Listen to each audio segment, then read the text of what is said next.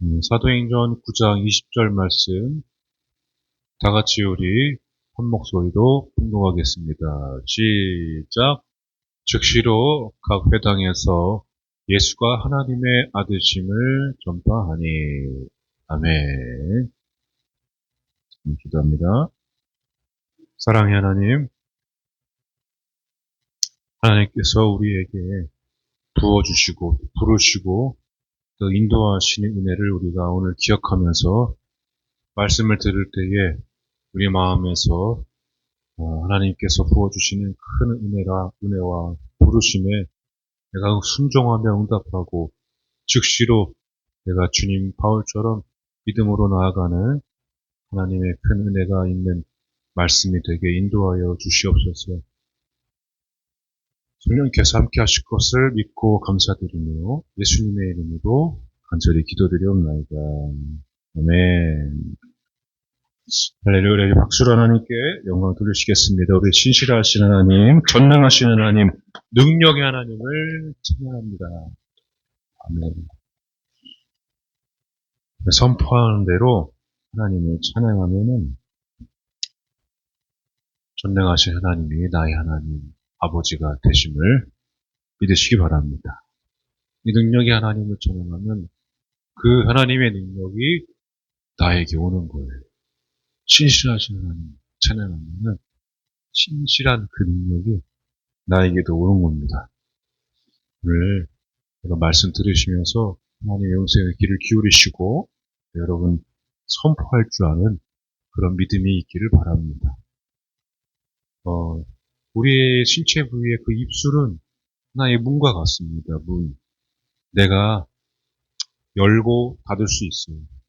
하나님의 역사는 항상 그 이 소리와 무관하지 않습니다. 은혜를 받으면 소리가 나게 되어 있어요.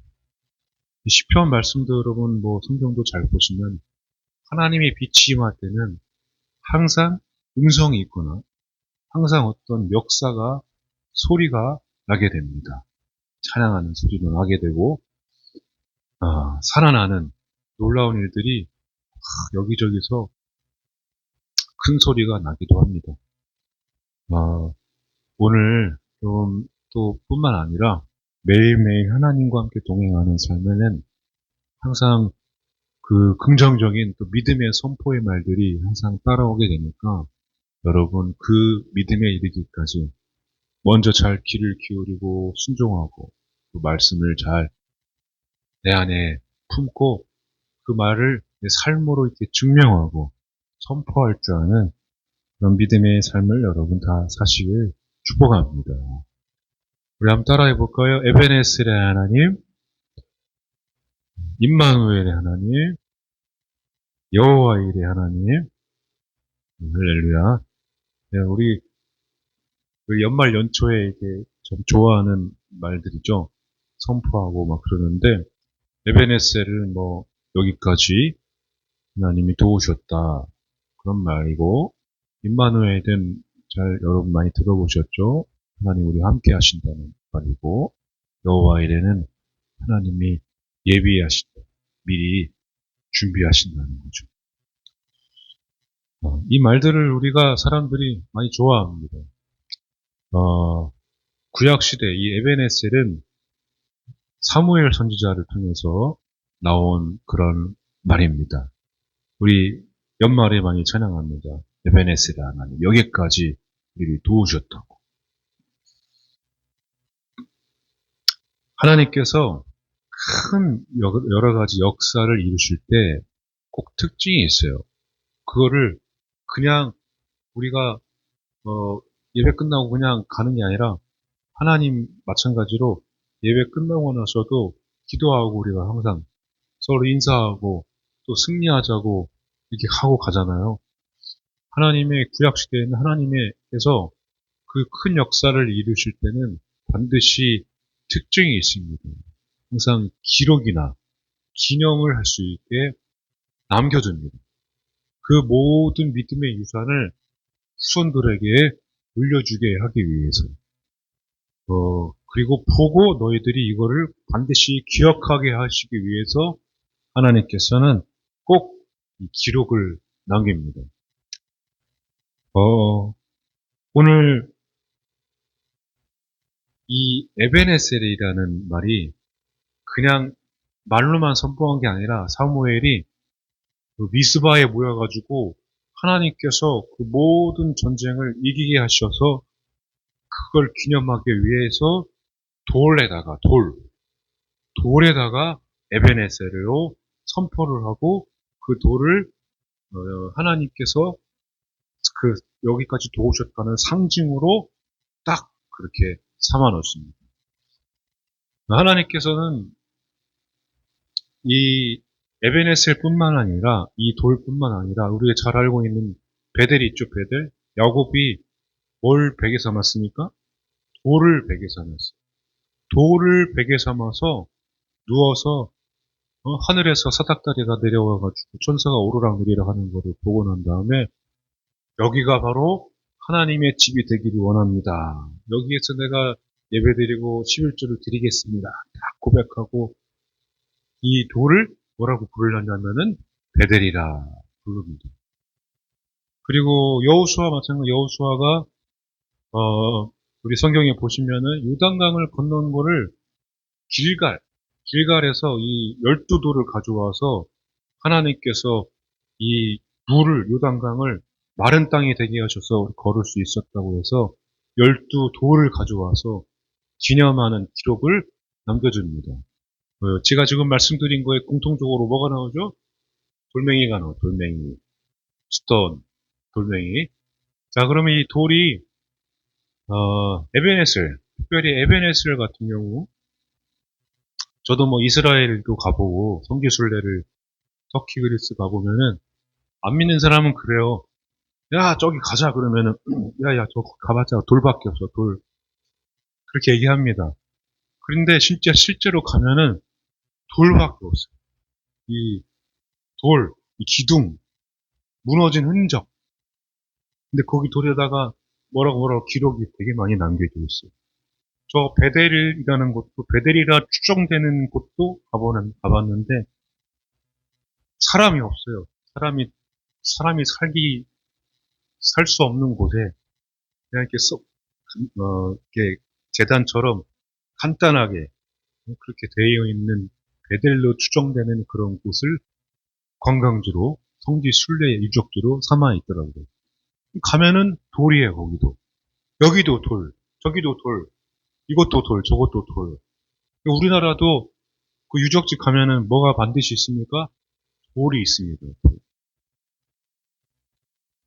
갑자기 돌 얘기가 많이 나오네요. 그러면 이 에베네셀이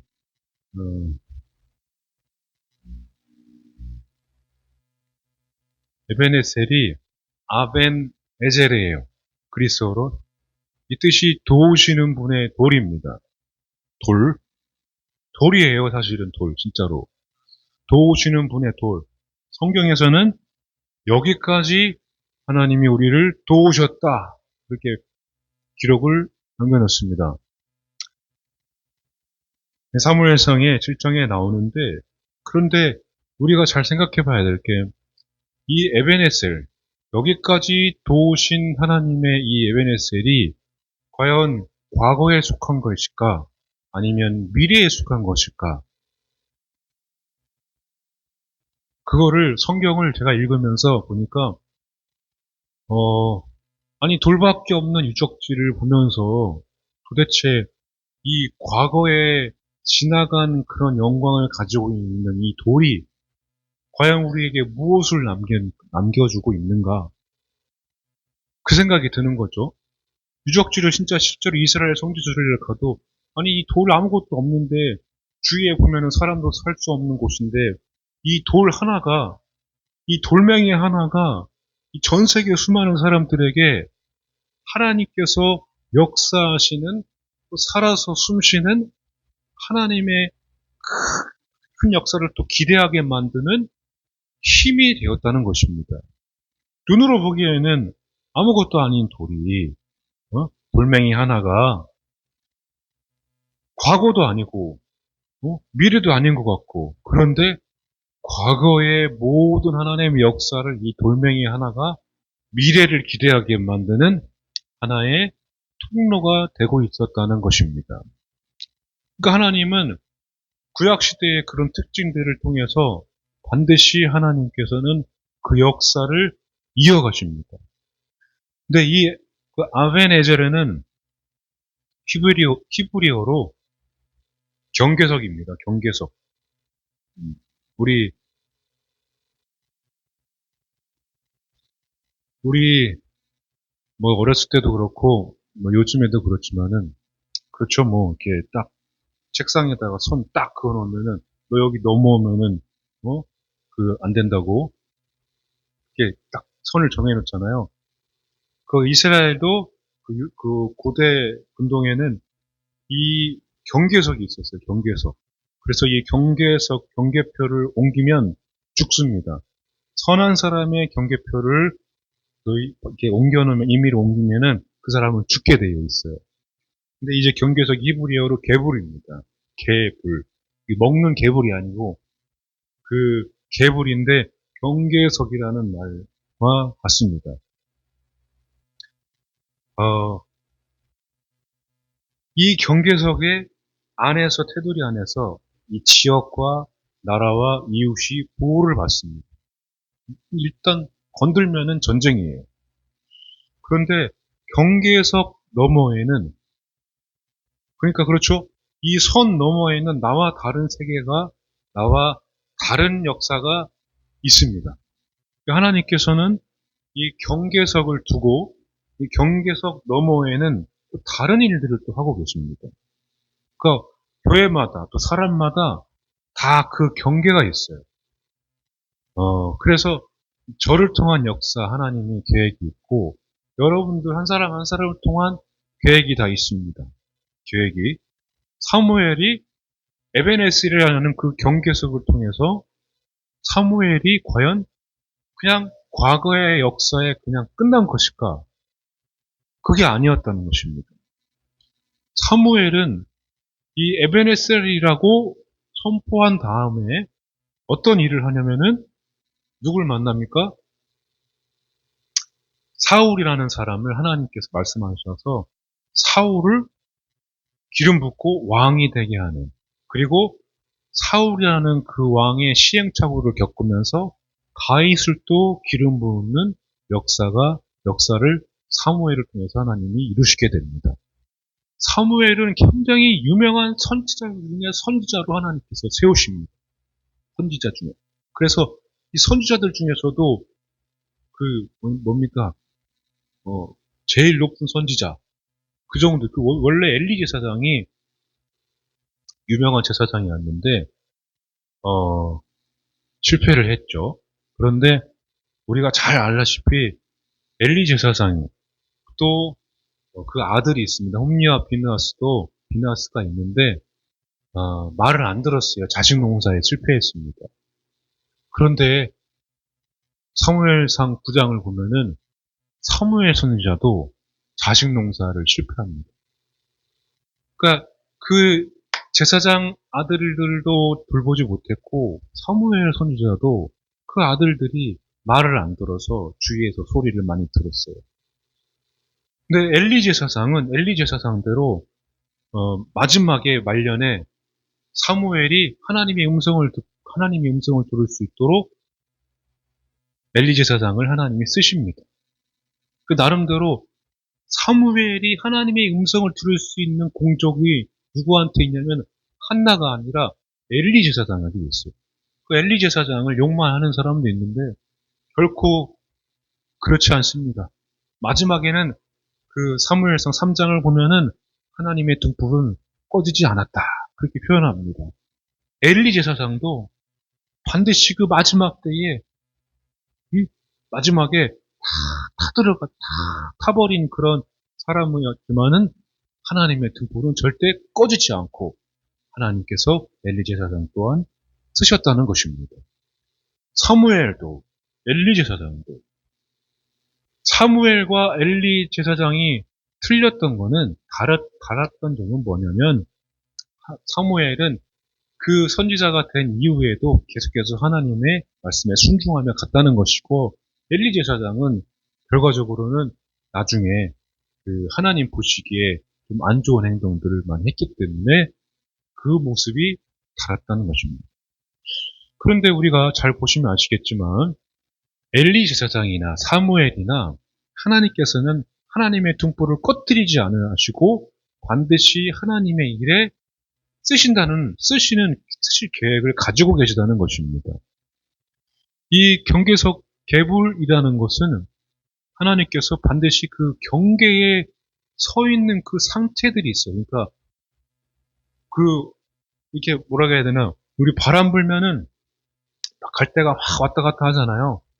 사람이 살면서 내가 하나님만 바라보고 주님을 의지하고 있는데 자꾸만 이 갈대처럼 요동치고 막 흔들리고 왔다 갔다 하는 그런 경우가 있어요.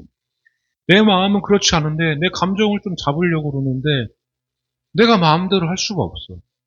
하나님께서는 정말로 이렇게 해주신다고 약속을 해주셨는데 왜 그 약속이 이렇게 이루어지지 않습니까? 나도 모르는 하나님께서 이루시고자 하는 그 경계에 선 사람들이 있어요.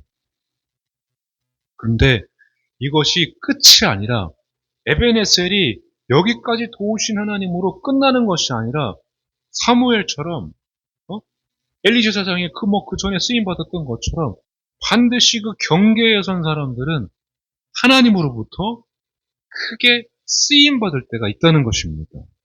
그 하나님만 이렇게 붙들고 있는 사람들에게, 하나님을 바라보고 있는 사람들은 하나님이 절대로 포기하지 않으심을 여러분 믿으시기 바랍니다. 2026년 한 해 동안에 내가 그 전에는 완전히 내가 내 힘으로, 내 능력으로, 내 경험으로 살았다면은 올 한 해에는 내가 물론 경계에서 왔다 갔다 할 수 있지만은 하나님만 간절히 바라보는, 그래서 눈앞에 보여지는 것이 눈앞에 반드시 이루어지지 않더라도 지금 이 경계에서 하나님을 바라보고 있으면 반드시 하나님께서 크신 역사, 사울을 기름 붓고 다윗을 기름 붓는 크게 큰 역사를 이루는 일에 내가 바로 그렇게 그 일을 이루는 사람이 될 것을 믿으시고 내 마음을 주님 앞에 온전히 다 맡기면서 2026년 한 해를 잘 살아가시기를 축복합니다. 저도 목회자로서, 또 남편으로서, 또 아빠로서 뭔가 이렇게 에베네셀과 같이 좀 영적 기념비를 남겼으면 좋겠다. 그런 생각을 많이 해요. 주위에서는 이렇게 딱 보니까 사람들이 박수 치면서 기념할 만한 일들을 많이 하는 것 같아서 제 마음이 그렇게 조급하기도 할 때도 있지만, 그러나 하나님께서는 그 어떤 상황에서도 저 또한, 또 여러분 또한 그 경계석에처럼 딱 멈춰져 있는 것만 같지만 하나님은 반드시 그 너머에 또 다른 여러 가지 큰 역사, 새로운 패러다임을 그 역사를 이루시는데 저와 여러분들을 인도하고 계심을, 일하고 계심을 믿으시기 바랍니다. 우리 말씀 한번 볼까요? 사도행전 9장 20절입니다. 다 같이 우리 본문이죠? 한번 더 읽겠습니다. 시작. 즉시로 예수가 하나님의 아들이심을 전파하니. 아멘. 여기 그 즉시로 이 바울입니다. 이 바울이 예수님을 만나고 예수님을 만나고 난 다음에 사울이 바울이 되는 사건이 이 사도행전 9장입니다.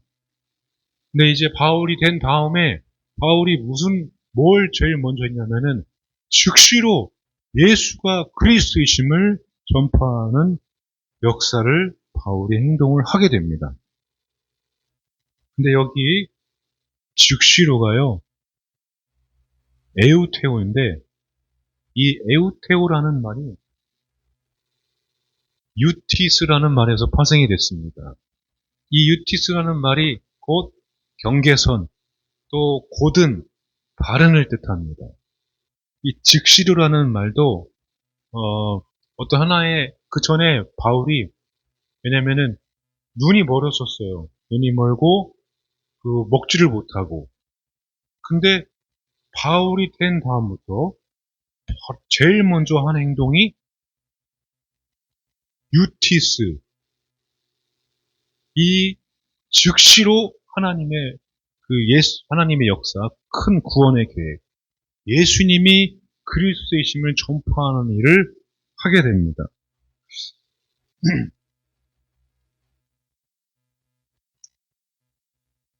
사실 이 상황에서 바울은 그 전에 바울이 되기 전에 바로 이 직전에 이 사울이었던 바울이 겪고 있었던 상황은 예수님을 결박하고 핍박하는 예수님을 믿는 자들을 결박하기 위해서 말을 타고 다메섹으로 가는 상황이었어요. 그런데 이 다메섹 도상에서 바울이 어떤 일을 겪었습니까? 우리 잘 아시다시피 예수님을 만납니다. 강력한 빛을 보게 되면서 눈이 멀게 됩니다. 자, 근데 이게 여러분, 바울이 한 말이 바울이 예수님을 만난 다음에 제일 먼저 한 말이에요. 9장 5절에 대답하되 주여 누구시니까 이르시되 나는 내가 박해하는 예수라. 그러니까 사울아 사울아 어찌하여 내가 나를 박해하느냐 예수님이 물어볼 때 바울이 한 말이에요. 여기 이상한 점이 있습니다. 뭘까요? 맞추시는 분들에게는 제가 맞추시는 분들에게는 제가 축복 늘 축복기도 하는 건데 이 대답하되 주여 누구시니까 할 때에 이 상황이 지금 빛을 보고 바울이 말에서 훅 떨어져가지고 엎어졌어요. 그럼 보통 어떤 말이 나와야 됩니까? 아니 막 가는데 막 예수님 믿는 사람들을 결박하러 막 가고 있는데 뚜구닥 하는데 빛이 팍 비쳤어. 팍 비쳐가 말에 확 떨어져가지고 엎어졌어. 그러면은 보통 어떻게 해요? 막 드라마 영화 보면 좀 상상이 가지 않아요? 누구야? 너 정체가 뭐야? 그래. 그렇게 화를 내거나 소리를 지를 거 아닙니까? 그런데 예수님이 사울아 사울아 내가 어찌하여 나를 박해하느냐 했더니 이 바울이 주여 누구시니까 이렇게 말을 합니다. 이 말은 뭐냐면 이 주여라는 말은 퀴리오스 주인.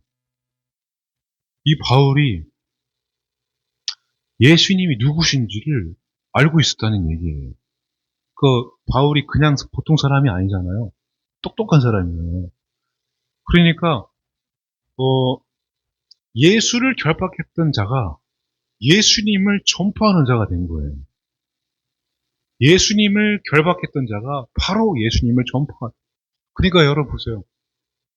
내가 이 경계에 서 있다는 것은 하나님이 일을 안 하고 계시다는 것이 아닙니다. 지금 심지어 하면요.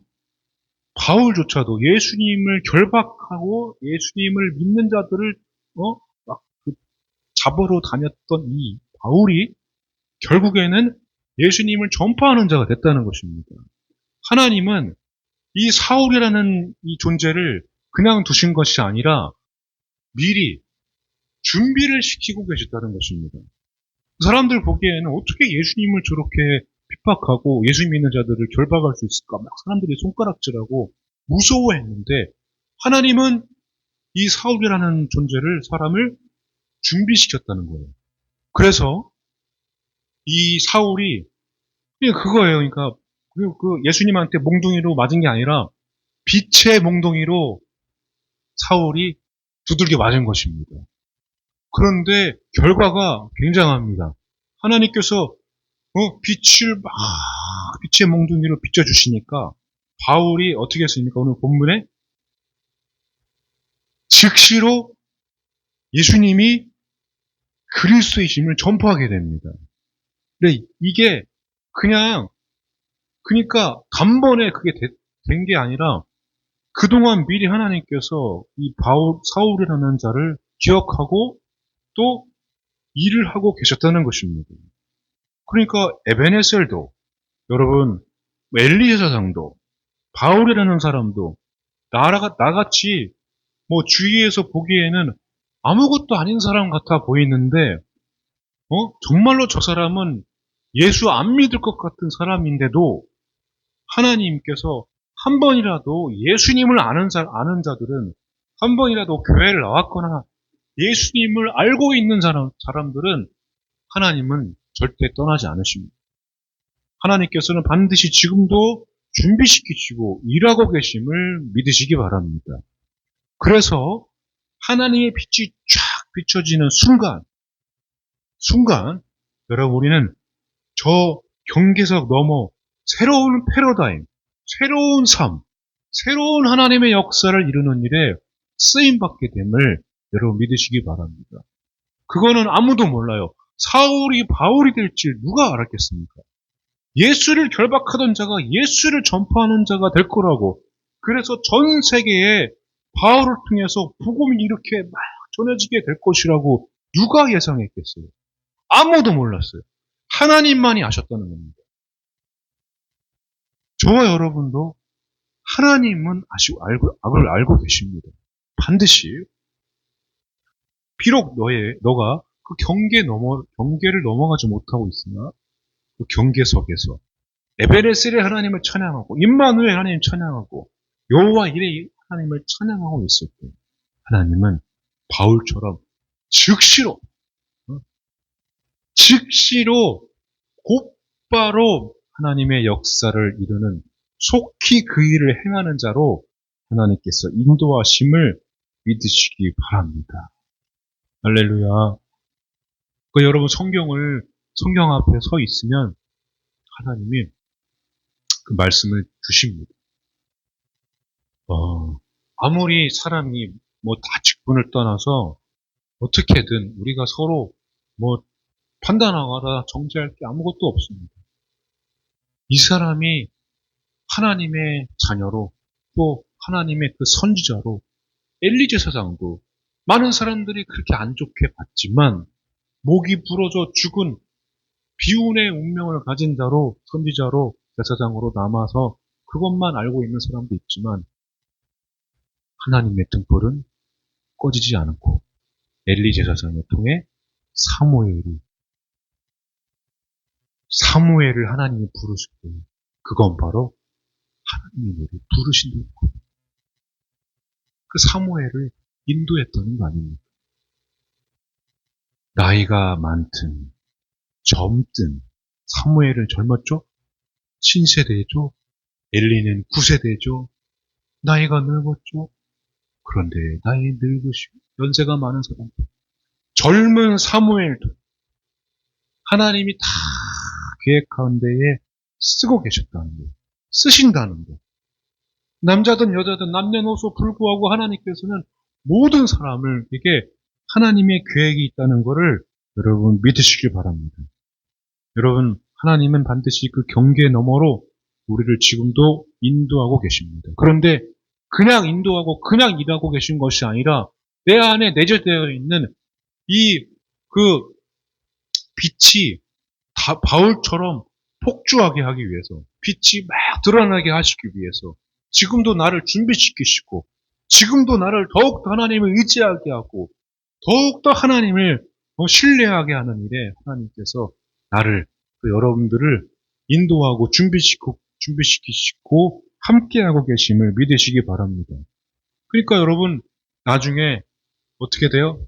초반에 말씀드렸듯이 이 빛이 막 드러나게 되면은 뭐가 나온다고요? 소리가 나옵니다. 소리가.